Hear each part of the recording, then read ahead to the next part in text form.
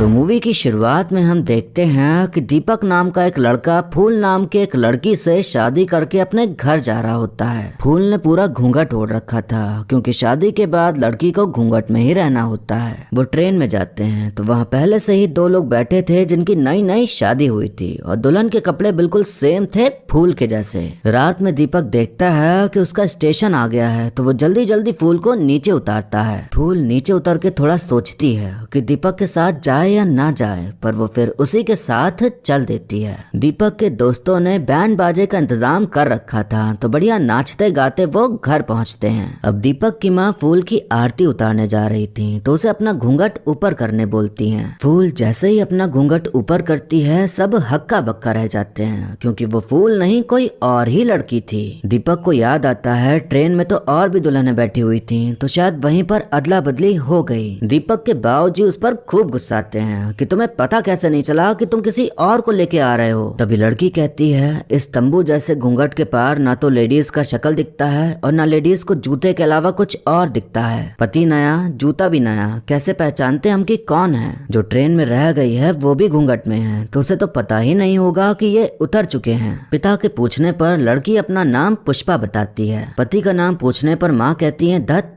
कोई पत्नी अपनी पति का नाम थोड़ी लेती है। पर पुष्पा अपने पति का नाम ले लेती है जो कि था पंकज। वो बताती है उसका ससुराल छत्तीसगढ़ में है जो कि काफी दूर था। उसे ये भी नहीं याद था कि कौन से स्टेशन से उसने ट्रेन पकड़ी। घर का एक नंबर बताती है ताकि घर में कांटेक्ट हो सके। उधर ट्रेन पतीला स्टेशन पर रुकती है तो फूल वहीं उतर जाती है पर उसे दीपक कहीं भी दिखाई नहीं देता। पुष्पा प्रदीप की बीवी थी पर वो उसे जया कहकर पुकार रहा था तो वो उसे ढूंढ रहा होता है पर कहीं मिल ही नहीं रही थी तो उसे बहुत गुस्सा आ रहा था। प्रदीप देखता है ये लड़की तो शायद खो गई है तो वो फूल की मदद करने के लिए कहता है पर उसके कहने के तरीके में ठरक भरी थी तो फूल वहाँ से भाग जाती है। अब सोचने वाली बात ये थी कि पुष्पा का नाम जब जया है तो उसने अपना और अपने पति का नाम गलत क्यों बताया? प्रदीप के परिवार को जया की चिंता नहीं थी बल्कि उसने जो 15 तोले सोने का जेवर पहन रखा था उसकी चिंता थी। उधर दीपक पहुँच जाता है रेलवे स्टेशन फूल को ढूंढने पर उसे वो कहाँ ही मिलनी थी। प्रदीप के यार दोस्त जया को ढूंढते हैं पर वो मिलती नहीं तो प्रदीप कहता है कि भाड़ में जाए, अगर कल तक नहीं मिली तो थाने में और उसके मायके में खबर भेज देंगे और वैसे भी दहेज का फटफटिया तो आ ही चुका है तो क्या दिक्कत। अब चलो डॉली के घर चलते हैं, सुहागरात भी तो मनानी है ना। तो प्रदीप कुछ इस तरह का इंसान था कि वो बीवी ब्याह के नहीं लाया था बल्कि एक औरत को ही घर लेके आया था अपने बंधन में बांध के जिसके होने न होने से उसे कोई मतलब नहीं था। रात में पुष्पा चुपके से बाहर आती है और अपने बैग में से एक फोन निकाल के उसका सिम जला के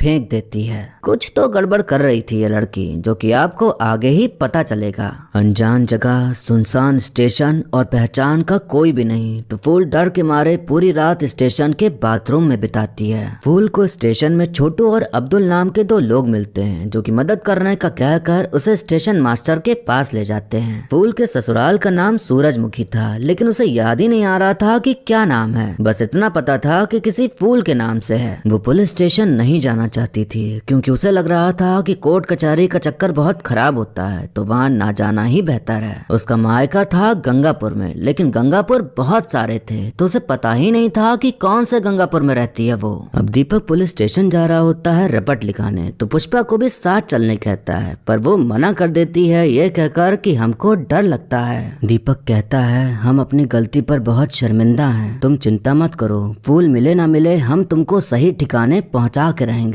थानेदार श्याम मनोहर घूसखोर टाइप के पुलिस वाले थे, वो पैसे ले दे के ही मामला सुलटाते थे। दीपक बताता है 27 तारीख को गंगापुर की रहने वाली फूल से हमारी शादी हुई थी। शादी के अगले ही सुबह हमारी पूरी फैमिली घर वापस लौट गई लेकिन हम वहीं रुके क्योंकि फूल के नाना नानी का आखिरी मन्नत था कि फूल की शादी पे उसके कुल देवी को भोग चढ़ाना था। अब जिसको हम घर लेके आए वो फूल नहीं थी, पुष्पा थी, किसी और की पत्नी। दीपक के पास फूल की फोटो के नाम पर घूंघट वाली फोटो फोटो थी जिसमें उसका चेहरा दिख ही नहीं रहा था। वो बताता है रास्ते में हमने उसके सारे जेवर उतार लिए थे इस डर से कि कहीं चोरी ना हो जाए, और जो घर आई है वो ठीक ठाक जेवर पहने हुए थी। उसने जो अपने घर का फोन नंबर दिया है वो हर बार गलत जगह लग जा रहा है। पुलिस ऑफिसर श्याम उनसे भी घूस लेते हुए कहते हैं हम ढूंढाई शुरू करते हैं, लेकिन कल पुष्पा को भी तुम साथ लेके आना। छोटू फूल को मंजू माई के पास ले जाता है जो कि स्टेशन में चाय की दुकान लगाती थी। मायके का पता चल भी जाए तो भी फूल वापस नहीं जाना चाहती थी,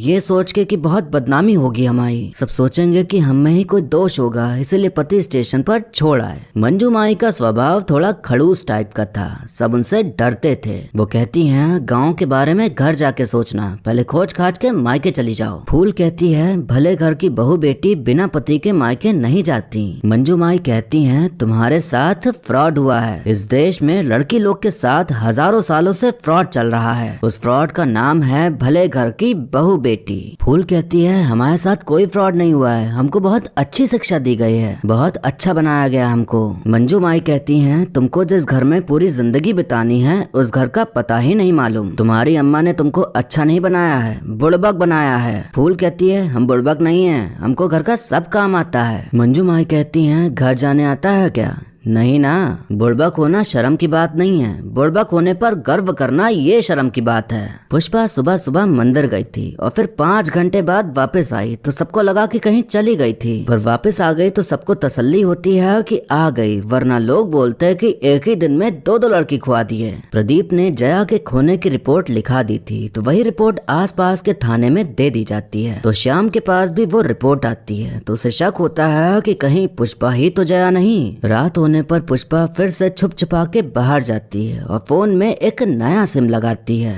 तो अब समझ में आया कि क्यों वो 5 घंटे से गायब थी मंदिर जाने के बहाने। मंजू माई को लग रहा था कि फूल का सारा गहना उतरवा लिया तो अब उसका पति वापस नहीं आने वाला, वो निकल चुका है, पर फूल को यकीन था कि दीपक उसे ढूंढ ही रहा होगा और कभी न कभी उसे खोज ही लेगा। मंजू माई फूल को अपने ही दुकान में काम करने का काम दे देती है। दीपक की भाभी पूनम अपने पति को अपने बच्चे का नाम कहकर पुकारती थी, जैसे बबलू के पापा। तो पुष्पा पूछती है कि आप उनका नाम क्यों नहीं लेती, तो पूनम कहती है पति का नाम नहीं लिया जाता। पुष्पा कहती है कि जब अच्छा खासा नाम रखा है तो एजी ओजी काहे करना। पुष्पा को ख्याल आता है कि उसके हाथ में तो उसके नाम का टैटू गुदा है। अब दीपक उसे थाने ले जाता है तो पुष्पा अपना नाम, पिता का नाम, गाँव का नाम, पति का नाम सब कुछ झूठ बताती है। जो रिपोर्ट आई थी उसमें लिखा था कि हाथ में जया नाम गुदवाया है, तो श्याम हाथ दिखाने को कहता है। पुष्पा ने जया को श्रेया कर लिया था। श्याम पूछता कि नाम जब पुष्पा है तो श्रेया का है गुदवाई। पुष्पा कहती बचपन में हमारे दादा हमको श्रेया कहकर बुलाते थे इसलिए ये नाम गुदवाया। श्याम उसकी फोटो खिंचाने की बात करता है तो पुष्पा घूंघट ओढ़ लेती है, ये कहते हुए कि घूंघट के बिना फोटो खिंचवाएंगे तो बदनामी होगी। पुष्पा जाने लगती है तो श्याम अचानक जया कहकर पुकारता है तो पुष्पा पलट जाती है, जिससे कि श्याम को समझ आ जाता है कि यही जया है। मंजू माई फूल को अपने घर लेके चली जाती हैं, जहां वो अकेले रहती थी। फूल के पूछने पर वो बताती हैं कि मैंने मर्द बेटा सबको भगा दिया, मर्द बैठ के हमारी कमाई खाता था, ऊपर से दारू पी के हमको ही मारता था, कहता था जो प्यार करते हैं उसको मारने का हक होता है। एक दिन हम भी एक घुमा के हक जता दिए। फूल कहते कि हम आपकी दुकान के लिए कोई मिठाई बना देते हैं बेचने के लिए। मंजू माई कहती रसोई पराया है, ठीक से बना पाओगी। फूल कहते कि पराई रसोई को अपना बनाना यही चीज तो सिखाई है हमारी अम्मा। मंजू माई की दुकान में एक आदमी आता था जो कि 2 समोसे लेके 4 बार चटनी लेता था, तो वो उसे खूब डांटती थी। फूल ने कलाकंद मिठाई बनाई थी तो मंजू माई खुद ही उस आदमी को 2 चम्मच मिठाई देती हैं खाने के लिए। फूल कहती पहले आप तो स्वाद चखिए, तो माई कहती मुंह मीठा करने के लिए हमारी जिंदगी में ऐसा कुछ खास है नहीं तो क्या ही खाएं। अब श्याम और उसका जूनियर पुलिस ऑफिसर पुष्पा पर नजर रखना शुरू कर देते हैं कि वो कहाँ जाती है, क्या करती है। वो देखते हैं कि पुष्पा के पास मोबाइल है और वो मंदिर इसलिए जाती थी क्योंकि वहीं पर नेटवर्क सही आता था। दीपक एक दुकानदार के पास जाता है फोटो लेके पूछने कि उसकी बीवी को कहीं देखा है क्या। फोटो वही थी जिसमें लंबा सा घूंघट था, तो दुकानदार कहता कि चेहरा ही तो सब कुछ होता है और इसमें चेहरा ही ढका हुआ है, चेहरा ढक देना मतलब पहचान ढक देना। इतने में उसकी बीवी आती है जो कि पूरा ऊपर से नीचे तक ढकी हुई थी बुरखे से, मतलब दिया तले अंधेरा वाला हाल था इन भाई साहब का। दीपक का एक गुंजन नाम का दोस्त था जिससे कि पुष्पा पुष्पा की थोड़ी बहुत बातचीत होती है। इसी बीच बाबूजी गुंजन से कहते हैं कि कीटनाशक डलवा दो, फसल में कीड़े हो रहे हैं। पुष्पा आइडिया देती है कि स्टिकी ट्रैप लगाओ, कीटनाशक कीड़ा तो मारेगा ही पर फसल भी खराब कर देगा। एक बोर्ड लो और उसे पीला रंग में रंग दो और फिर उस पर गोंद लगा के खेत में लगा दो तो सारे कीड़े उसी में चिपक जाएंगे, क्योंकि कीड़े पीले रंग से आकर्षित होते हैं। सब हैरान थे कि इसको खेती के बारे में इतना कैसे पता। तो पुष्पा कहती है मेरे बाबूजी की बहुत खेती है, इसलिए हमें सब पता है। पुष्पा को पूनम के पति का स्केच फोटो मिलता है जो कि पूनम ने खुद बनाया था। पूनम के पास इतनी अच्छी कला थी पर उसे उसकी ना तो कदर थी ना ही उसका महत्व पता था। उसे लगता था कि ये तो अपने आप ही आ जाती है, उसमें क्या। पुष्पा समझाती है कि अगर ये कला अपने आप आती तो सबको आ जाती ना। कला सरस्वती देती है और देवी माँ कोई फिजूल चीज थोड़ी देंगी। पुष्पा और गुंजन के बीच काफी बनने लगी थी तो उसकी जासूसी कर रहे श्याम को लगता है कि अब ये नया लड़का फंसा रही है अपने जाल में। जूनियर ऑफिसर बताता है कि ये किसी हेमा त्रिपाठी को 5 बार 5-5 हजार का मनी ऑर्डर भेज चुकी है। फूल हमेशा घर में रही और घर में जो काम थे वही सब सिखाया गया। अब जब बाहर काम किया तो उसे समझ आया कि वो तो ये काम भी कर सकती है, तो फिर घर वाले इतना लाचार क्यों बना देते हैं, क्यों हम लड़कियों को मौका नहीं दिया जाता। मंजू माई कहते हैं कि शायद डर के मारे। औरत अनाज उगा भी सकती है, पका भी सकती है, बच्चा पैदा भी कर सकती है, बड़ा भी कर सकती है। देखा जाए तो औरतों को मर्दों की कोई खास जरूरत है नहीं, पर ये बात अगर औरतों को पता चल गई तो मर्द बेचारे बर्बाद हो जाएंगे। अब समझ में आया कि क्या फ्रॉड चल रहा है। रात में पुष्पा सब सामान लेके घर से भाग रही होती है, लेकिन तभी वो दीपक की हालत देखती है कि कैसे वो फूल को पाने के लिए तड़प रहा है। तो फिर वो भागने का प्लान कैंसिल कर देती है। मंजू माई फूल को उसके हाथ में उसकी मेहनत का पैसा पकड़ाती हैं, जिसे पाकर फूल बहुत खुश होती है, क्योंकि उसे पहली बार एहसास हो रहा था मेहनत करके कमाई करने का। पतीला थाने से पुष्पा की फोटो आ जाती है तो अब कंफर्म हो जाता है कि पुष्पा ही जया है। तो श्याम उसे गिरफ्तार कर लेता है। वो सबको बताता है कि ये लड़की चोर है जो कि लड़कों को फंसाती है और फिर घर लूट के भाग जाती है। जया कुछ बताने की कोशिश करती है पर दीपक उसे चोर मान चुका था, क्योंकि उसने कई झूठ बोले थे, तो उसके लिए उस पर यकीन करना अब मुश्किल ही था। थोड़ी देर बाद गुंजन आकर कहता है कि पुष्पा गलत नहीं है, वो तो फूल को ढूंढने में मदद कर रही थी। वो एक मिसिंग पोस्टर दिखाता है जिसमें फूल का स्केच बना था। पूनम बताती है कि ये तो हमने ही बनाया था पुष्पा के कहने पर। गुंजन कहता है कि पुष्पा ने हमसे ये पोस्टर छपवाया और हर जगह लगवाया ताकि फूल भाभी हमें मिल जाएं। वो मिसिंग पोस्टर फूल के पास भी पहुंच जाता है, जिसे देख उसके आंखों में खुशी के आंसू आ जाते हैं कि दीपक उसे ढूंढने में लगा है। वो लोग पोस्टर पर लिखे नंबर पे कॉल करते हैं पर कोई उठा ही नहीं रहा था। वो नंबर पुष्पा का था जो कि फोन अब श्याम के पास जमा था। अब तो गाँव कौन सा है ये भी पता चल गया था, तो सभी लोग फूल को अच्छे से विदा करके उसके गाँव जाने वाली ट्रेन में उसे बैठा देते हैं। दीपक सारी बात श्याम को बताता है तो अब जया को मौका दिया जाता है अपना पक्ष रखने का। जया बताती है कि उसकी शादी तय हो गई थी पर वो अभी शादी नहीं करना चाहती थी। वो अपनी माँ से कहती है कि हम 800 लड़के और 86 लड़कियों में अव्वल आए हैं और हम अब खेती बाड़ी की पढ़ाई करना चाहते हैं, देहरादून जाके कोर्स करना चाहते हैं हम। अम्मा कहती अच्छे घर का लड़का है, अमीर है, प्रेम से बात करोगी तो शायद पढ़ने भी दे, और अगर नहीं तो तुम्हारी किस्मत में जो लिखा है वही होगा।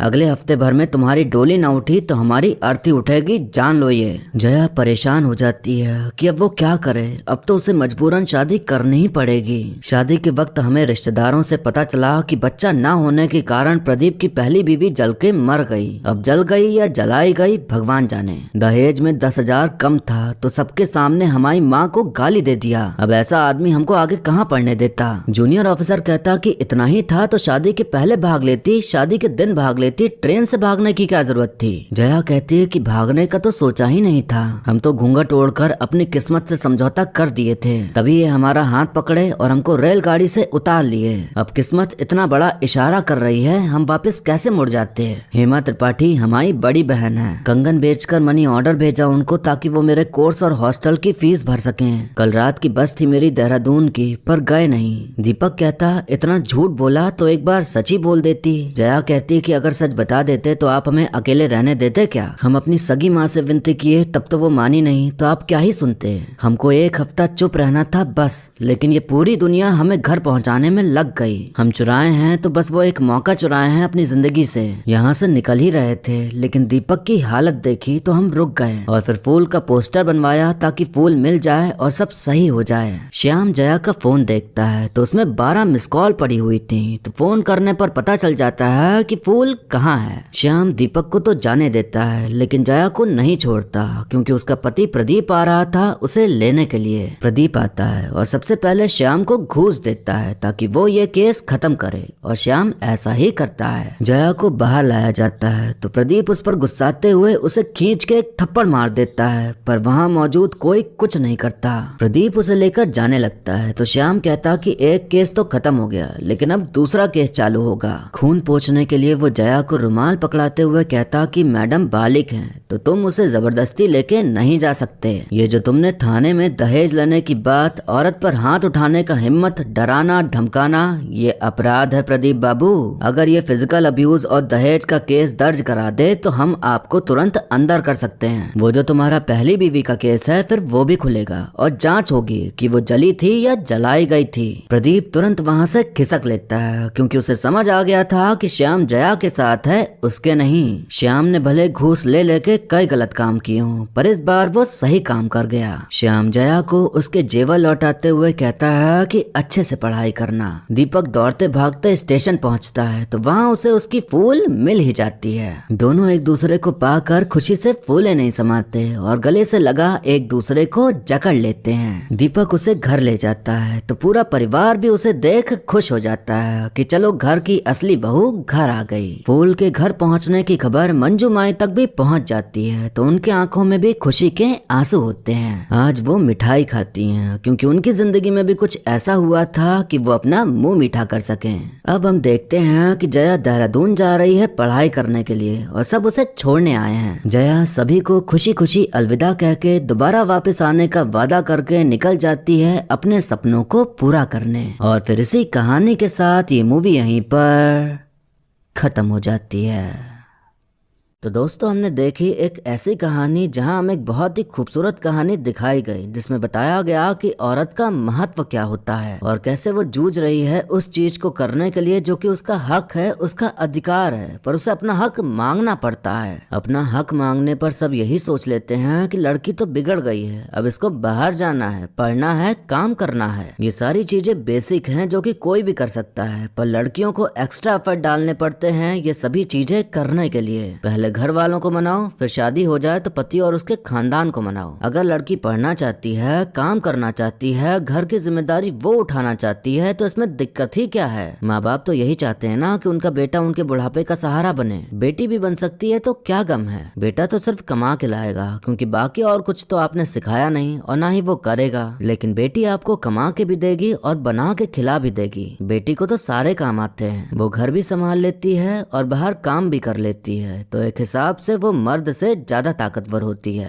अब अगर शादी हो जाती है तो जैसे आपकी बेटी किसी और के माँ बाप की सेवा करेगी वैसे ही आप अपनी बहू को भी मौका दें कि वो भी आपकी सेवा करे। बेटा बहू मिलके काम करें और मिलके घर चलाएं तो इसमें क्या बुराई है। दिक्कत बस ये आ जाती है कि जब आजादी दी जाती है पढ़ने की तो पढ़ाई न करके बाकी सब किया जाता है, तो वहीं सब मामला गड़बड़ा जाता है। ये काम लड़के भी करते हैं तो ये बात उन पर भी लागू होती है। जब आजादी मिली है तो उसको जियो भी और काम में भी लाओ। सिर्फ जी के अय्याशी करके बर्बाद ना करो, फिर चाहे लड़का हो या लड़की। वैसे घर पे रहने वाला भी खुश नहीं है, बाहर जाने वाला भी खुश नहीं है। जो घर में है उसे चाहिए आजादी बाहर काम करने की, और जो काम कर रहा है उसे चाहिए कि कोई उसे अपने घर में रख ले और खिलाए पिलाए बढ़िया। तो इतना जो आजादी की लड़ाई चल रही है वो कभी कभी समझ नहीं आती, क्योंकि काम करके बस पैसे ही कमाए जाते हैं। एक टाइम पे आपका पैशन भी जॉब बन जाता है, तो सब कुछ मोह माया है। पर अब इंसान क्या करे, कुछ ना कुछ करते रहना है खुद को ये समझाने के लिए कि हमारे पास मकसद है कोई जिसे पूरा करना है। तो हम लड़ते रहते हैं, कभी काम से आजादी पाने के लिए या काम करने की आजादी के लिए। फिल्म में घूंघट की बात बहुत हुई है। घूंघट के चलते बीवी ही बदल गई थी। घूंघट के बिना फूल की एक भी फोटो ही नहीं थी, जिसके चलते उसे ढूंढना और भी मुश्किल हो गया था। ये बात बिल्कुल सही है कि असल में भी इतने लंबे लंबे घूंघट लिए जाते हैं। मैंने भी अपने घर की एक फैमिली फोटो में किसी को देखा है जिसने घूंघट के साथ फोटो खिंचाई थी, तो ये भी एकदम रियलिस्टिक बात है। मैं जब देखता हूँ किसी औरत को हिजाब पहने या लंबा घूंघट डाले तो यही मन में आता है कि इन्हें घुटन नहीं होती क्या। जब आंखें भी ढकी रहती हैं तो इन्हें दिखता कैसे है और इनके लिए तो दुनिया धुंधली सी हो जाती होगी। कुछ लोगों को ये परेशानी हुई कि फिल्म में सिर्फ घूंघट की ही बात करी गई है, हिजाब या बुरखे की क्यों नहीं की गई, इसका दिखाया उसका क्यों नहीं दिखाया, उसको क्यों कुछ नहीं कहा। ये कंपैरिजन करने वाले लोगों की ही बुद्धि खराब होती है और ये वही लोग होते हैं जिनके लिए ऐसी फिल्में बनाई जाती हैं। फिल्म में क्या है क्या नहीं, क्या मैसेज दे रही है, ये समझना ही नहीं है, बस अपना एजेंडा घुसा देना है। ये क्यों जरूरी हो गया है कि ये दिखाया है तो वो भी दिखाओ। एक कहानी सोची जाती है और कहानी के हिसाब से उसमें किरदार लिखे जाते हैं। अब फिल्म में ऐसा तो नहीं कर सकते ना कि एक दुनिया ऐसे दिखाओ जिसमें मुस्लिम्स हैं और एक दुनिया ऐसी जहाँ सिर्फ हिंदू हैं, या दो अलग अलग मूवी बनाओ जिसमें एक में घूंघट की बात हो और एक में हिजाब या बुरखे की बात हो। फिल्म में प्रॉपर एक सीन दिखाया गया है जब दीपक फूल को ढूंढ रहा होता है और वो पहुंच जाता है एक चाचा के पास जो चेहरे को ढकने को पहचान ढकना कहते हैं, पर उनकी खुद की बीवी का चेहरा क्या पूरा शरीर ढका होता है। तो अगर वाकई में फिल्म मेकर्स को दूसरे धर्म का कुछ भी ना दिखाना होता तो ये सीन भी नहीं रखते, पर ये सीन फिल्म में है। तो इसका मतलब वो ये भी बताना चाह रहा है कि एक पर्टिकुलर धर्म में नहीं बल्कि हर धर्म में औरतों को कंट्रोल करने की कोशिश की जाती है। घूंघट या बुर्का पहनने की मेन वजह यही दी जाती है कि इससे औरत की इज्जत ढकी रहती है और मर्द उन पर गंदी नजर नहीं डालते। अगर मर्द की ही नजर गंदी है तो उनको घूंघट या बुर्का पहनाने का चलन क्यों नहीं चला। अब भाई कोई जुर्म करता है तो जुर्म करने वाले को जेल में डाला जाता है, उसे थोड़ी जिसके साथ जुर्म हुआ है। अब मर्द गंदी नजर से देख रहा है तो उसकी आंखें ढको, उसको पर्दा करने बोलो। औरत पर अत्याचार होना, उनके सपनों को तोड़ना, उनकी आजादी छीनना, ये हर धर्म हर जाति में होता है। इसका धर्म या जाति से कोई लेना देना ही नहीं है, क्योंकि कोई भी धर्म या जाति ये सब नहीं सिखाती। इंसान की नीयत, इंसान का रवैया, इंसान की सोच खराब होती है, धर्म या जाति नहीं। तो पहले समझो कि बताया क्या जा रहा है, फिर विचार करो उस पर। ऐसे हर फिल्म में हिंदू मुस्लिम एंगल ढूंढने से काम नहीं चलेगा, फिल्म को समझना भी सीखिए। मुस्लिम लोग भी कमेंट करेंगे कि हमारे यहाँ ऐसा नहीं होता, और हिंदू भी करेंगे। अब जो बोलेंगे शायद उनके यहाँ नहीं होता होगा, पर कई परिवारों में होता है ऐसा, तो ये फिल्म उनके ऊपर है। इसका दिखाया उसका नहीं दिखाया ये बोल के आप बस गलतियां छुपाना चाहते हो। आप मान लो कि ये चीजें गलत हैं तो हैं, सुधार की जरूरत है तो है। इस बात से आप भाग नहीं सकते, नकार नहीं सकते, छुप नहीं सकते। जब वाकई में ये सब चीजें होना बंद हो जाएं, तब आप कहिएगा कि हमारे यहाँ तो ऐसा नहीं होता, फिर क्यों दिखाया जा रहा है इस तरह से। तब शायद आपकी बात कोई सुन भी ले। फिल्म की कहानी बहुत ही ज्यादा सिंपल और दिल को छू जाने वाली है। सब कुछ बहुत नेचुरल सा लग रहा था, बस एक चीज मेरे मन में खटक रही थी, पति का नाम नहीं लिया जाता। इस बात को बहुत ज्यादा खींचा गया है। जब जरूरत होती है तो नाम ले लिया जाता है, इतना भी नहीं होता जितना फिल्म में दिखाया है। चिंटू के पापा, इसके पापा, उसके पापा कह के पुकारा जाता है, पर अगर कहीं जरूरत हो नाम बोलने की तो बोल दिया जाता है। नाम ना बोलने की कसम थोड़ी खाई होती है। बाकी फिल्म में हंसी मजाक है, ड्रामा है, इमोशंस भी हैं जो कि आपको भी इमोशनल कर दें, और प्यारी सी एंडिंग है एक सोशल मैसेज के साथ। तो ये एक बढ़िया फिल्म है जिसे आप फैमिली के साथ भी देख सकते हैं। एक अच्छी फिल्म बनाने के लिए भयंकर स्पेशल इफेक्ट्स, आइटम सॉन्ग्स, जिस पर कभी विश्वास न हो सके ऐसी कहानी, खूब सारा बेवजह का एक्शन नहीं चाहिए होता है। और ये फिल्म इस बात को सही साबित करने के लिए एज ए एग्जाम्पल बताई जा सकती है। फिल्म में एक डायलॉग है कि हम औरतें किसी की ननद या देवरानी या जेठानी तो बन जाते हैं, पर कभी एक दूसरे के दोस्त नहीं बन पाते। ये बात बिल्कुल सच है कि एक ही परिवार में रहने वाली महिलाओं की अपने में ही नहीं बनती और सब एक दूसरे को नीचा दिखाने या बुराई करने में लगी रहती हैं। अगर महिलाओं के बीच सब समझौता हो जाए तो आधी समस्या तो ऐसे ही खत्म हो जाएगी। कई बार औरत ही औरत का साथ नहीं देती, तो फिर औरत कैसे आगे बढ़े। पहले आपस में यूनिटी आ जाए, फिर शायद और कुछ हो पाए। अब एक्टिंग की बात करें तो जितने भी कलाकार इस फिल्म में मौजूद हैं, सबका काम बेहतरीन देखने को मिला। ऐसा फील होता है जैसे सब एकदम असल जिंदगी के किरदार हों। रवि किशन जी का किरदार मुझे सबसे ज्यादा पसंद आया। अब वीडियो यहीं पर खत्म होता है, लेकिन जाने से पहले आप बताइए कि आपको मूवी की कहानी और मेरा एक्सप्लेन करना कैसा लगा। आप वीडियो को लाइक या डिसलाइक करके भी अपनी प्रतिक्रिया दे सकते हैं।